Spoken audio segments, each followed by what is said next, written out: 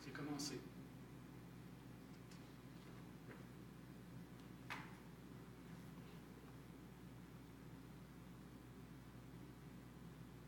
C'est vrai qu'on a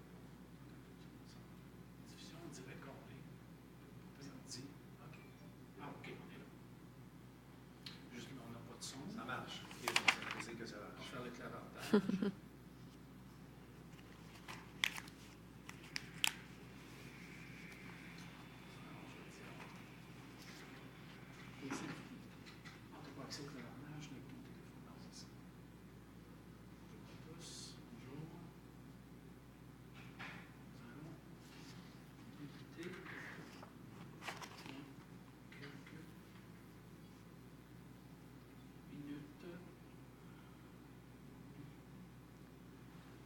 Savez-vous combien il y a de gens d'inscrits ou pas encore?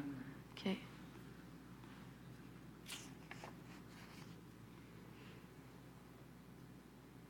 Mais comme nous autres, il y en a un qui se log, puis ils sont assis tout en arrière, puis... Oui, c'est ça, il y en a qui sont c'est une connexion avec 10 personnes qui regardent. C'est ça qu'on faisait dans la fois. On y allait, on venait, on était un peu dans le jus, fait que moi, je l'écoutais plus en différé, mais j'ai manqué des bouts. Tes collègues sont supposés d'être là? Oui, Saint-Jérôme sont là. Marie-Christine m'a dit qu'elle serait là. Josiane, elle va être là. Marie-Christine, Josiane. Marie-Christine, c'est Québec, elle a dit qu'elle serait là. Mais mes collègues, c'est Josiane, Maxime, mon boss peut-être, Michel, mais ça va être plus Max, Josiane, Marie-Ève qui vont être là. Josiane, Marie-Ève, puis Maxime. Hein? Marie-Ève puis Josiane, oui, ont fait chacun une journée de la deuxième place. Moi, j'étais là tout le temps. Et,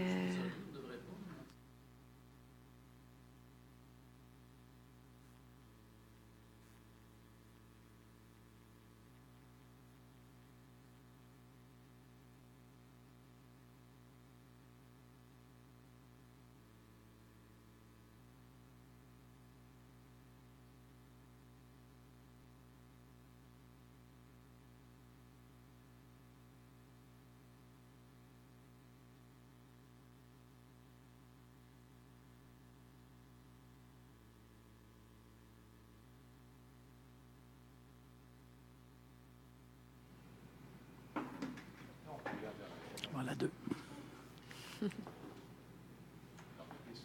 Non, oui. Oui. Alors, bonjour tout le monde. Vous êtes en direct de la salle du Conseil de l'Hôtel de Ville de Sorel-Tracy pour notre dernier midi-conférence du mois de décembre et de la saison automne 2017. Nous avons le plaisir de recevoir Caroline Thibault, chargée de communication à la Ville de Saint-Jérôme, qui va nous parler de la campagne Les Sextos, un thé avec une policière, une campagne qui a gagné déjà des prix sur la scène nationale et qui a aussi surtout gagné notre grande plume d'or à notre colloque 2017 qui se tenait à Montréal en mai dernier. Alors, j'espère que vous êtes là. N'hésitez pas à utiliser le clavardage pour nous poser des questions tout au long de la présentation ou à la fin. On veut que ce soit interactif. J'ai à mes côtés Pierre-Guy Dallaire, qui est aussi à l'Association des communicateurs municipaux du Québec, premier vice-président, qui est là pour opérer la console vidéo. Alors, je vois qu'il y a eu, il y a 8 personnes de branchées derrière l'écran, mais il y en a peut-être beaucoup qui sont peut-être pas seuls. Il est midi 5, le temps de peut-être d'aller vous chercher un petit café pour les autres. On va débuter ça. Le son fonctionne, on vous entend parler entre vous. Merci Marie-Christine. J'espère qu'on n'a pas fait de révélation compromettante. Alors, je salue Marie-Christine Magnan à la Ville de Québec, qui est notre deuxième vice-présidente et qui est à l'écoute. Alors, voilà. À toi, Caroline. Bonjour, chers collègues. C'est pour moi un plaisir d'être avec vous ce midi. À la fin, je vais aussi prendre vos questions, puis je vais vous donner mes coordonnées si jamais vous avez d'autres questions qui vous surviennent, en tout cas qui vous arrivent de part et d'autre dans le futur. Bien, mes coordonnées vont être là pour échanger avec vous. Un petit topo de la ville de Saint-Jérôme. On est 75 812 habitants, donc la 14e ville au Québec. On est une capitale régionale, donc avec services sociaux, prisons, hôpital, cégep, université, donc une population flottante qui monte jusqu'à 150 000 le jour, ce qui amène certaines problématiques ou aussi certains bonheurs parfois. On est content d'avoir plusieurs étudiants, mais ça nous demande aussi d'interagir avec les jeunes. Alors aujourd'hui, on va parler vraiment d'une communication jeunesse. Pour faire un petit topo aussi de notre équipe, parce que plusieurs ont travaillé sur ce concept-là avec moi, il y a un directeur, il y a 4 chargés de com', il y a 2 préposés aux requêtes qui prennent justement les demandes des citoyens en ligne, en personne et au téléphone. Il y a une secrétaire, une réceptionniste et on a aussi une personne à la reprographie qui nous a beaucoup aidés dans la conception de nos outils. Au niveau du service de police avec qui on a travaillé pour ce projet-là, il y a 140 policiers permanents, temporaires, et l'état-major est sur 5 équipes de travail au service de police de la ville de Saint-Jérôme. Il y a des policiers éducateurs affectés au programme, dont Sexto. On a 6 écoles secondaires publiques, on en a une privée. Donc, au niveau du contexte, aujourd'hui, les policiers ont eu une super idée, sont arrivés dans mon bureau il y a environ 1 an avec la problématique du sextage chez les jeunes qui se passait entre collèges, entre différentes commissions scolaires, différentes écoles, et on dit, on a une problématique, on n'interagit pas de la même façon d'une école à l'autre. La loi n'est pas de notre côté, dans le sens que la loi, elle judiciarise les jeunes. Alors, il fallait trouver une façon innovante d'adresser cette problématique-là. Pour vous mettre en contexte, je vais vous présenter un petit vidéo. Il est en anglais, c'est un vidéo australien, mais qui résume très bien l'état d'âme dans lequel les policiers étaient lorsqu'ils sont venus nous rencontrer aux communications. Il y avait ce problème-là entre les mains. Alors, bon visionnement, on se voit dans 2 minutes.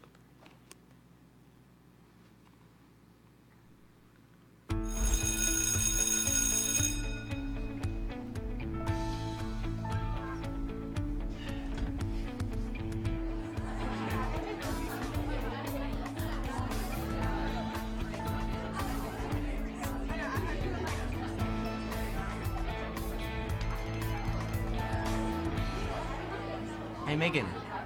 Nice. All right, quiet down. Thank you. Quiet, please, everyone. Shane Andrews. Yes. Emily Abbott. Here. Graham Carl. Yes. Jessica Collins. Here. Kate Copper. Present. Charles Douglas. Yep. Sarah Dobson. Here. Kerry Hall. Present. Brent Holbrook. Yep. Claire Henderson. Yep. Regan Simpson. Yes. Megan Edgerton. Megan? Megan. Megan Edgerton. Megan.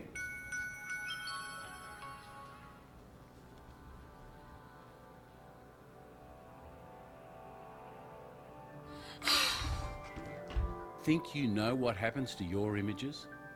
Who will see them? How they will affect you? Think again. C'est bon. Je ne sais pas si vous avez eu les mêmes frissons que moi, j'ai eu la première fois que j'ai vu cette vidéo-là. Je suis une maman d'adolescents et de préadolescents, mais je suis aussi responsable des communications jeunesse, donc je dois me trouver une façon d'adresser cette problématique-là. Au Québec, la loi stipule que publier, partager ou posséder une photo intime de soi ou de ses amis est considéré comme 3 actes criminels différents. C'est ce qu'on appelle de l'auto-exploitation juvénile. Pour faire une petite différence avec la pornographie juvénile qui est entre un adulte et un jeune ou entre adultes consentants, là, on parle de 2 jeunes entre eux. Donc, les jeunes n'ont pas le droit de prendre des photos d'eux-mêmes. Sinon, ils peuvent, dans le fond, ils vont être judiciarisés. Il va y avoir des accusations au niveau du DPCP. Alors, nous, à la Ville de Saint-Jérôme, ce qu'on a fait, c'est qu'on a décidé de conscientiser les jeunes, de les prendre comme des victimes et non comme des criminels pour éviter des conséquences graves, des conséquences qui pourraient aussi nuire à leur avenir. Donc, c'est une première au Canada. On a travaillé avec le DPCP, le directeur des poursuites criminelles et pénales du district de Terrebonne, qui est situé au Palais de justice à Saint-Jérôme. On a travaillé avec eux à faire un projet pilote pour voir sur une période d'1 an si ça tenait la route pour éventuellement demander un changement au code criminel avec l'ensemble du DPCP au Québec. Alors, quand plusieurs intervenants travaillent ensemble, on peut faire changer les choses. On avait des enjeux de temps. Un sexto peut commencer à Saint-Jérôme, mais peut terminer à Québec en 1 seconde, 2 secondes. Donc, les sextos se partagent. On a différentes façons d'intervenir. Les jeunes perdent leur estime de soi. Ils vont être anéantis. Puis, il y en a qui vont même aller jusqu'au suicide. Malheureusement, on a vu quelques cas au Québec. Et l'uniformité. Chaque école secondaire, maintenant, a une procédure pour le code noir, pour les actes terroristes, comment on interagit, pour que les jeunes du primaire au secondaire ou d'une école à l'autre sachent qu'on a une façon d'interagir. Mais au niveau des sextos, il n'y avait pas d'uniformité. On laissait les intervenants aux prises avec leur façon de faire. Est-ce que c'est criminel? Est-ce que ce ne l'est pas? Qu'est-ce que je fais? Est-ce que j'appelle l'enquêteur? Comment je fonctionne? Donc, on avait 3 corps de police différents.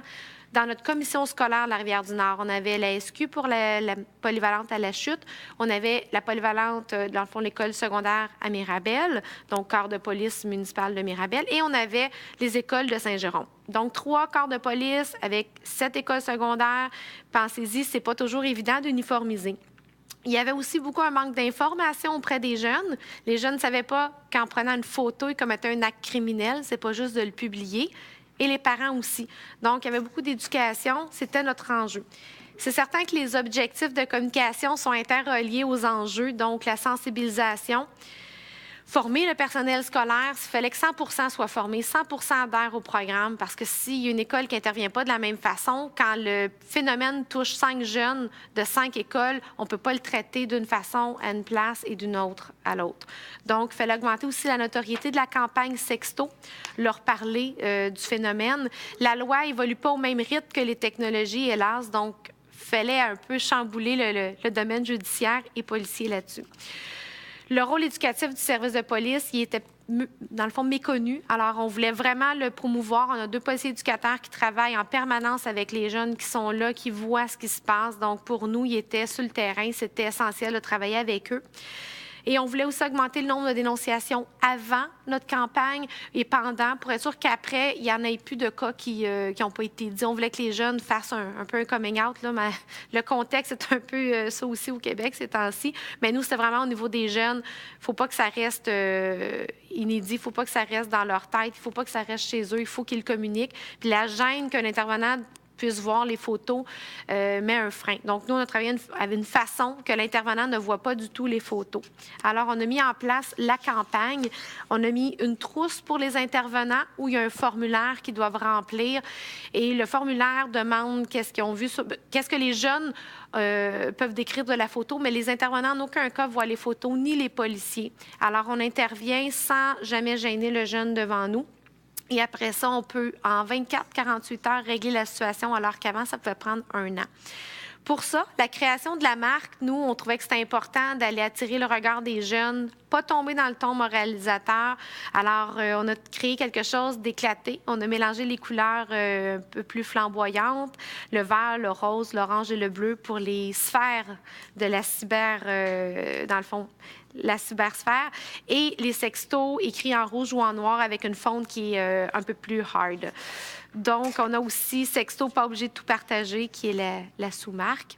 La stratégie de communication, on a sorti 10, 15 slogans. On avait en tête d'avoir un outil différent pour les gars, pour les filles. Alors, on a sorti plein de slogans que je vais vous présenter un petit peu plus tard sur des outils différents. Alors, on avait fait les bons choix, reflète la bonne image de toi, pas obligé de tout partager et ne salis pas ton avenir. Ils ont tous le même message de fond, mais vous allez voir un peu plus tard qui ont été adaptés. Le langage est commun et les expressions familières aux jeunes. Donc, on a 3 messages. On a les 2 filles qui se parlent ensemble, 2 meilleures amies. On a un des gars d'une gang qui parle à son bro, excusez-moi l'expression, mais à son pote, son chum. Et on a aussi le chum qui demande à sa blonde, qui met un peu de pression pour avoir la photo. Donc, on a fait 3 stratégies là, de communication et de messages. Les chiffres ont aussi un impact. On a trouvé une statistique qu'on a dans le cellulaire carton qu'on donne aux filles, qu'on dit que dans 100 des cas, les photos nues de toi ne te rendent pas plus désirable. Alors, on avait quelque chose qui les frappait, qu'on disait que ça servait à rien de l'envoyer ou de risquer. Alors, on a parlé vraiment de ce chiffre-là. Ça a été quelque chose qu'on disait que ça concernait tout le monde. Les exemples de conversation sont fictifs sur les outils, mais il y a vraiment une similitude avec les sextos, les textos qu'on peut voir. Alors, je vais vous présenter immédiatement les outils de communication. On va débuter avec la publicité qui était présentée dans les cinémas dans les périodes de pointe. Vous pouvez penser à la Saint-Valentin, la relâche, Noël et tout. Et elle était aussi sur les réseaux sociaux. Donc, on se revoit dans quelques secondes.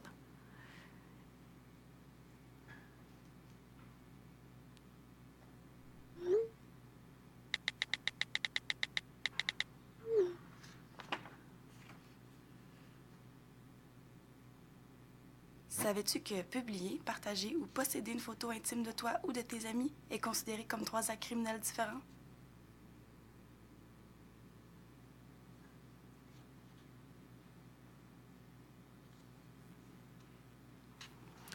Donc, cette publicité-là, elle a frappé quand même les jeunes. On s'en est fait parler. On l'a retrouvé sur les réseaux sociaux. On a eu des excellents commentaires, que ça leur parlait, que c'était adapté à eux. Et les parents qui allaient au cinéma aussi pouvaient voir qu'il y avait une campagne qui se faisait à l'école, parce que des fois, entre ce qui se passe à l'école et ce qui revient à la maison, on ne le sait pas toujours. Donc, c'est une façon d'aborder le prétexte entre une maman ou un papa qui essaie d'aborder le côté de la sexualité, des textos et tout. On avait besoin d'un prétexte pour ouvrir puis briser ce silo-là. Alors, sur les réseaux sociaux, il y a eu la page de la Ville, la page du service de police, on partageait. Il y a eu des médias comme TVA aussi, avec Jean-François Guérin, qui en a fait un topo en direct. Donc, ça a été aussi médiatisé. Au niveau des outils, on avait une affiche. L'affiche dans les écoles, vous savez comment il y a du vandalisme. Donc, on a trouvé une façon un peu plus créative de faire une affiche. On l'a fait en vinyle avec un fond noir. Donc, les graffitis ne se sont pas retrouvés sur nos affiches. Je circule encore à l'occasion à l'école et je vois encore les affiches qui sont là. Elles frappent. La plupart des autres affiches sont sur fond blanc. Alors, celle-là, elle ressort des autres. On a mis notre message en plein centre et surtout, on a utilisé l'emblème de la police, qui est un message fort, qui est un message plus puissant que le logo de la Ville. Donc, on a choisi d'y aller avec cette image-là. Au niveau des outils, vous allez voir le petit signet qui était donné aux jeunes, la conversation d'un côté qui est entre les gars et l'autre côté qui est « mon bébé, envoie-moi une photo » et tout. Donc, vous allez pouvoir les voir dans la présentation.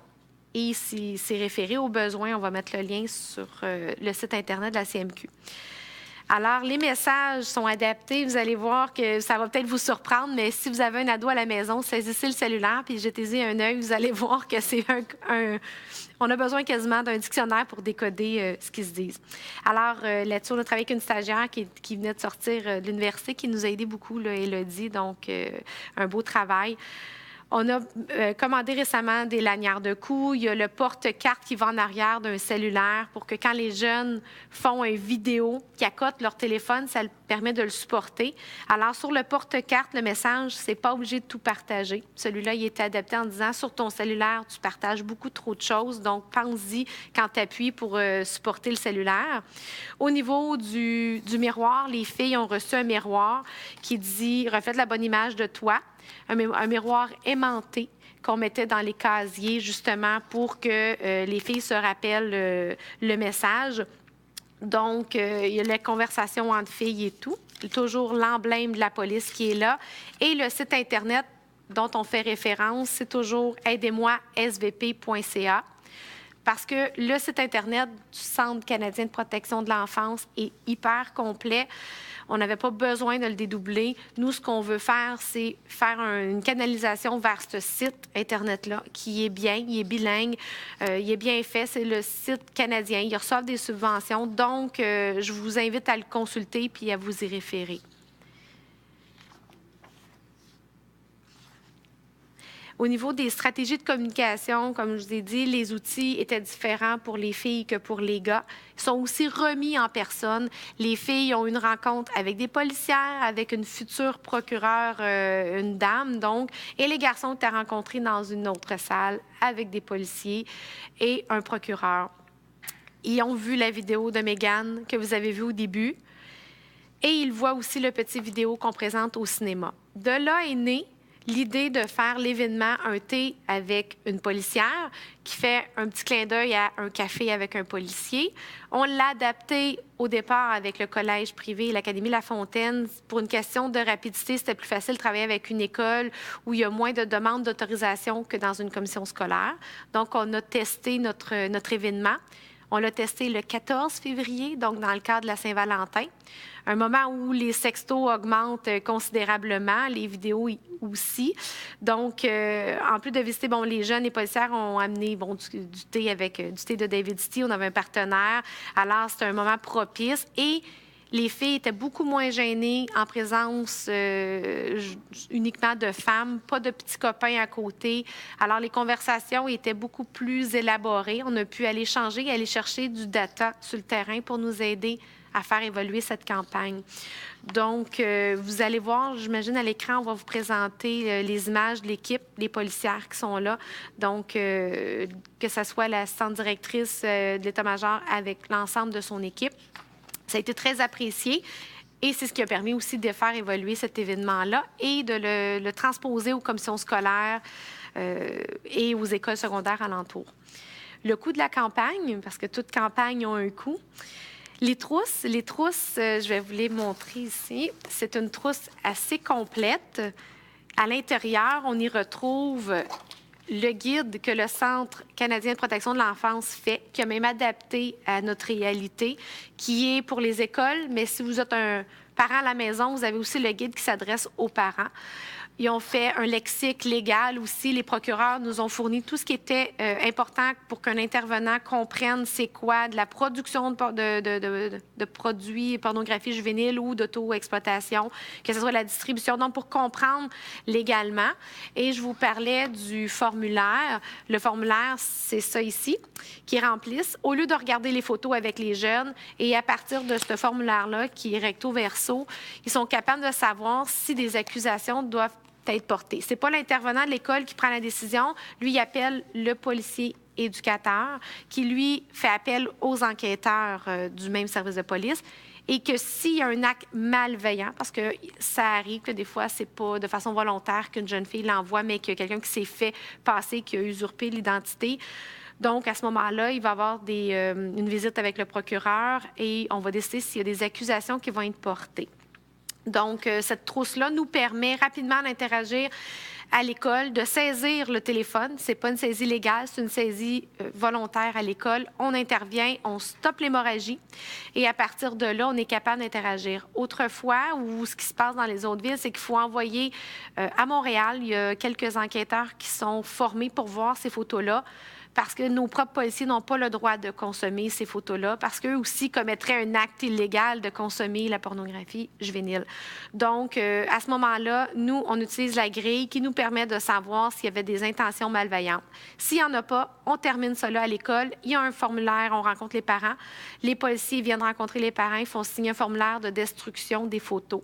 Et je vous dirais, vous allez voir les résultats un peu plus tard, ça rapporte du succès. On n'a eu que 2 cas où il y a eu de la judiciarisation sur 30 et on va avoir les résultats à la fin du mois de décembre. Donc, la trousse, pour nous, les coûts étaient de 21 $ et quelques par trousse. On en a fait 200 qu'on distribue au corps de police, aux intervenants. On leur donne une formation aussi pour savoir comment s'en servir. La publicité au cinéma, vous l'avez vu tout à l'heure, c'est 6 000 $. Coût de production, c'est 1 000 $, mais la diffusion a été de 5 000 $ sur une année. Les réseaux sociaux, très peu de coûts, juste la publicité pour mousser notre publication. Un parapose et des affiches dans les écoles en vinyle. Les cartons format cellulaire que vous avez ici ou les signets.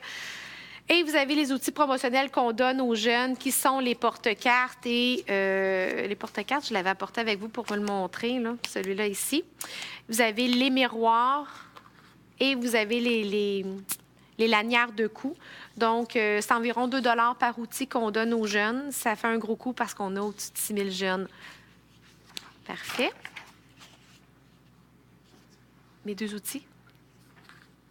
Parfait. Je vous les remonte pour être certain que vous les voyez. Le miroir ici, qui est remis dans un carton. Donc, on explique bien la problématique aux jeunes filles. Le miroir est pour les filles. Ça, c'est pour les garçons. Et on a le porte-carte. Il y avait aussi des crayons effaçables. Les jeunes doivent écrire au secondaire à l'encre et effacer. Fait qu'on leur a fourni un crayon à l'encre, effaçable, stylet surligneur. Un 4 dans 1 avec dessus « Ne salis pas ton avenir ». Donc, c'était notre 3e outil, mais il était très, très populaire. Il nous en reste plus, malheureusement. On a travaillé en partenariat pour réussir ça. Alors, je voudrais quand même remercier l'ensemble de nos partenaires, le Centre canadien de protection de l'enfance, le DPCP, District Terrebonne, la CAVAC, parce qu'une fois que les victimes ont besoin d'aide, on les réfère à la CAVAC, le Centre d'aide aux victimes d'actes criminels, l'Académie La Fontaine, effectivement, et la commission scolaire qui nous ont ouvert leurs portes et permis d'aller parler d'un sujet tabou et que ce n'était pas leur propre intervenant qui le faisait. Donc, ça prend une ouverture d'esprit et je les salue là-dessus. On était tous unis pour la cause, c'était protéger nos jeunes. Donc, résultat de la campagne de sensibilisation, 8 000 jeunes qui ont été sensibilisés dans 7 écoles secondaires. Les visites vont être reconduites à chaque année parce qu'on a du mouvement, parce que les jeunes déménagent, les jeunes changent, il y a des nouveaux qui arrivent. Donc, on rencontre surtout les premiers secondaires. Puis on les rencontre en 4e secondaire parce que parfois, ce n'est pas leur réalité. En secondaire 1, ils n'ont pas nécessairement un cellulaire. Mais rendu en 4e secondaire, les amours embarquent. Donc, on a plusieurs thématiques. Vous pourrez voir aussi dans le PowerPoint les sujets qui sont abordés avec les policiers. Il y a eu 92 ateliers aussi au primaire avec 17 écoles primaires, 2400 élèves. Et là, on leur parlait des bons, des mauvais secrets, les inconnus. Donc, la cyber, dans le fond, éducation aussi, parce qu'il y en a qui commencent à avoir des Facebook, même avant l'âge légal. Donc, les policiers ont visité les écoles. Vous avez quelques photos qui en témoignent. Résultat de l'événement du 14 février 2016, la visite, c'est 136 filles de 4e secondaire, 96 garçons qui ont été rencontrés. Donc, pour un projet pilote d'une première rencontre, on avait quand même un bon nombre de jeunes qui pouvaient nous challenger sur notre rencontre. Résultat du projet pilote, c'est le volet policier et judiciaire. Donc, je vous parlais de 30 dossiers. Il y en a 2 qui avaient malheureusement... C'était pas de façon autonome qu'ils l'ont fait. C'est en usurpant l'identité. Alors, on peut voir que 2 à 3 jours, c'est raisonnable. Imaginez le jeune qui, pendant 1 an, attend de savoir s'il va y avoir des accusations, qui veut aller en technique policière, ou la jeune victime qui voit ses photos continuer de circuler. On trouvait qu'1 an... avant d'avoir du résultat, c'était inacceptable. On a passé à 2 à 3 jours. Tout dépend là, du nombre de tablettes, d'ordinateurs, de téléphones à récupérer. Combien d'intervenants qu'on doit, quand on demande aux jeunes, c'est qui a vu les photos, combien qu'il y en a. On essaie de faire un topo de l'hémorragie puis de la stopper rapidement. Donc, fin novembre, début décembre, les 2 cas vont être en cours. On va voir si la poursuite nous challenge à ce niveau-là, si ça tient la route, notre nouvelle procédure. Et si ça fonctionne, bien, on espère que le Code criminel puisse changer puis que le DPCP à grandeur du Québec puisse appliquer le projet pilote qui s'est fait dans le district judiciaire de Terrebonne. Donc, mention et prix. En terminant, on était à la plume d'excellence, comme Louis l'a dit tout à l'heure, la grande plume d'or. Lauréate aussi, un autre prix qui, lui, témoigne pas du côté communication ou marque, mais le côté intervention. C'est le lauréat du prix national du maintien de l'ordre. C'est remis par la ministre de la Justice. Donc, c'est une première pour un corps de police au Québec. C'est leur façon d'interagir avec les jeunes, de ne pas judiciariser les jeunes, mais de les sensibiliser. Donc, le fait de les traiter comme des victimes, à ce niveau-là, le ministère de la Justice a salué notre intervention. Alors, ça, c'est le côté policier, mes collègues qui ont gagné ce prix-là. Et on va aller faire une conférence au Forum Capcom dans presque 2 ou 3 semaines, le 6 décembre. Et on va aller échanger avec eux sur la communication jeunesse. Donc, ils ont peut-être des façons de faire différentes, puis qu'on pourra partager à notre tour avec vous, là, peut-être via la bulle ou une façon quelconque. Alors, ça fait pas mal le tour de notre concept Sexto. C'était une campagne de promotion puis de sensibilisation. Donc, on travaillait sur les 2 tableaux. Alors, on a pris le taureau par les cornes puis on s'y attaquait. Alors, si vous avez des questions, bien, ça va me faire plaisir d'y répondre. Je passe la parole à Louis. C'est bon? Est-ce qu'au clavardage, on a des questions? Bien, c'est super intéressant, Caroline. Le clavardage était... Bon, on a des commentaires très intéressants. Je pense que tes collègues qui disent « On est avec toi, Caro. Let's go, Sexto. » Écoutez, je m'adresse à ceux qui sont en direct, qui sont avec nous sur le clavardage. On peut prendre vos questions. Je ne sais pas si tu peux nous parler un peu de la suite. Est-ce qu'il y a une suite cette année? Est-ce que le 14 février, il y aura aussi un... Mais il y a déjà des petits du 14 février. Oui. Effectivement, ils font déjà la tournée des écoles secondaires. Pas nécessairement de la même envergure quand on fait le tour de toutes les classes, mais ils amènent le même visuel. Ils parlent des mêmes sujets, mais ils font classe par classe. À la demande, des fois, des problématiques qui surviennent dans des équipes de hockey. On a vécu ça l'année passée. Un des cas malveillants, c'était un jeune qui s'était fait passer pour une fille. C'était un gars. Il a mis ça sur un site gay, donc une équipe de hockey au complet. Fait que ça, on suit ça de très près. On fait beaucoup d'interventions auprès des équipes. La pression est forte quand on fait partie d'une équipe de basketball, de hockey ou un réseau quelconque. Donc, on intervient beaucoup. On fait beaucoup de prévention. On va suivre de près le côté judiciaire, là, comme on disait. Là, c'est dans 1 mois ou 2 qu'on va savoir si on a réussi à ébranler un peu le côté judiciaire. Mais c'est certain qu'on va reconduire ce programme-là, puis les visites au niveau du primaire se poursuivent à ce niveau-là. Là. Ça, c'est certain qu'on ne laissera pas tomber notre beau projet. On a une question. Pourquoi avoir utilisé le « vous » dans votre campagne au lieu du « tu » ?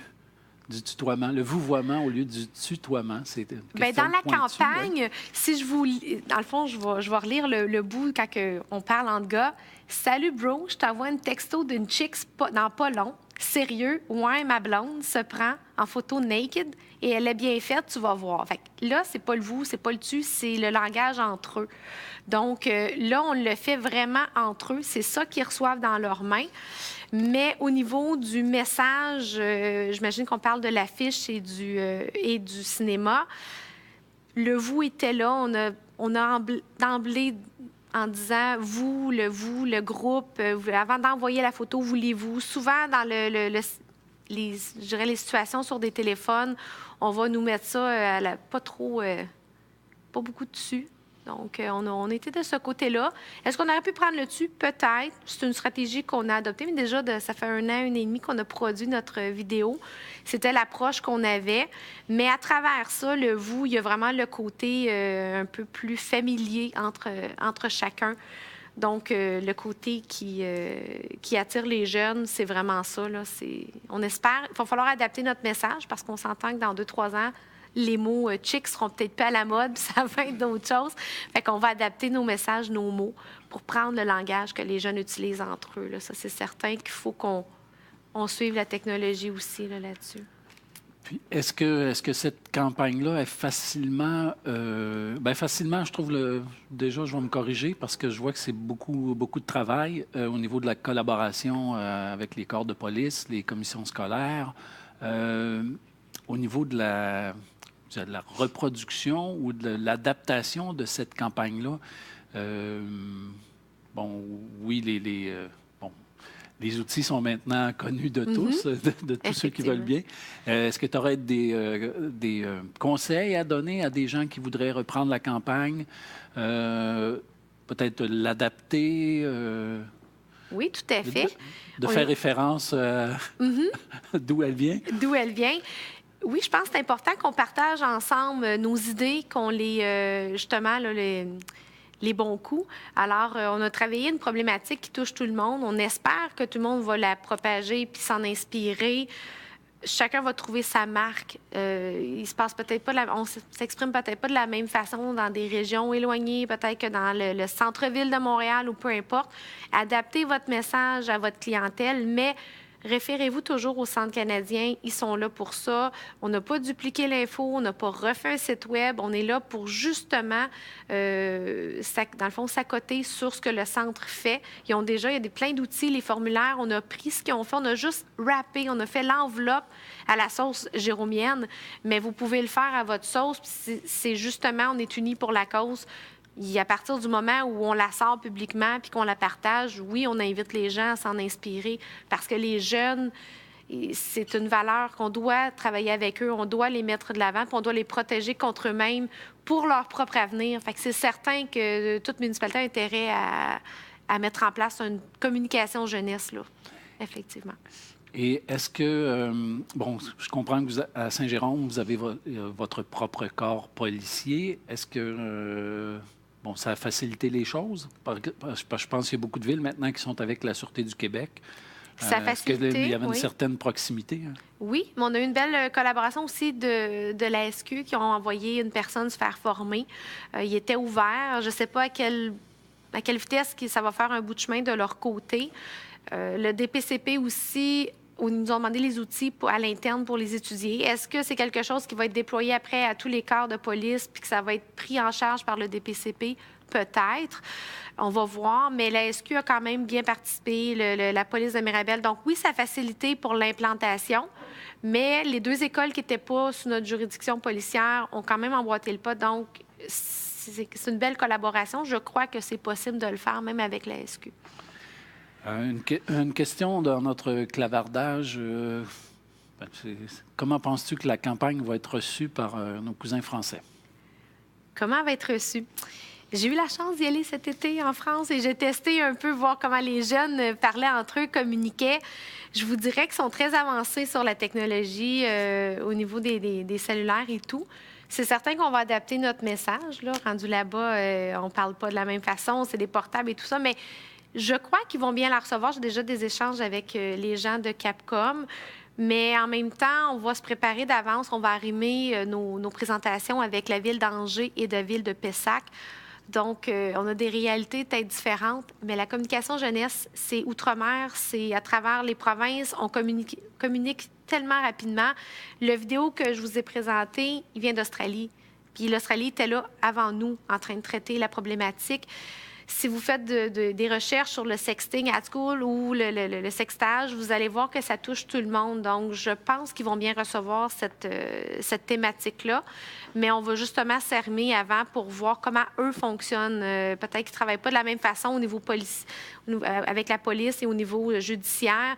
Mais c'est certain qu'ils doivent communiquer avec leurs jeunes. L'Internet, le Web, c'est partout. Donc, c'est un phénomène qui n'est pas seulement à Saint-Jérôme? Non, c'est pas unique, malheureusement. Écoutez, si on n'a pas d'autres questions via le clavardage ou via le web, je dirais un gros merci à Caroline. Merci beaucoup. C'était très éclairant et très précis, très bien expliqué.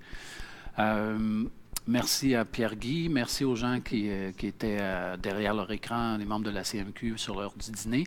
Je vous dirais que on a tenté l'expérience des midi-conférences avec des collègues qui nous ont présenté des campagnes toutes aussi intéressantes les unes que les autres.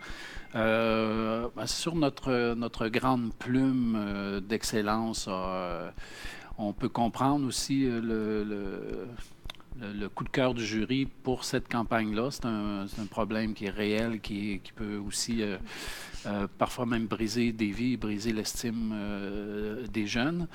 Je vous invite, à remplir le formulaire d'appréciation des midi-conférences parce que, vous comprenez que c'est un projet pilote. Pour ma part, j'apprécie. On apprend beaucoup sur comment sont faites les campagnes, ce qu'on ne peut pas faire nécessairement lors de notre colloque annuel, d'aller dans le détail de chaque campagne.